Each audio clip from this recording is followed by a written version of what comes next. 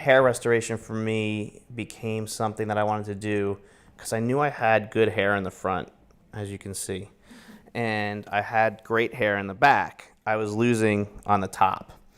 And I would look at pictures, and pictures, anything taken from the front was great, but being part of the radio station, I would do a lot of events, and I would be at concerts and stuff, and pictures would be taken from the top or from the back, and I'd say, who's that guy with the giant balding spot? That can't be me. My hair's great around the front, because you don't look at the top when you're getting ready for work or you're getting out of the shower. So I just saw the pictures over and over again. I said, I got to do something.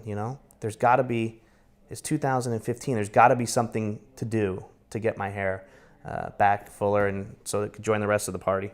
My brother had hair transplant done in 1998, and he was telling me about the surgery, and I said, that is way invasive. I said, I don't want a scalpel. I don't want any of that. I'll just wait, honestly. And so I Googled it, and I found something called neograft. And quite honestly, I know it's like cliche thing to say, but I wasn't like a believer. I was like, I got to see how this works. I gotta ask questions, and I did. I came in and I asked a lot of questions about.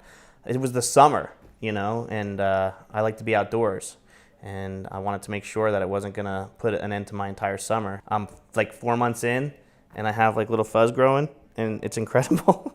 It really is. We're in the day and age where, you have the technology to do things, whether you want to get hair removed or hair added, and so I'm perfectly fine talking about it. I'm excited about it. I think it's great, and I would totally recommend it to anybody.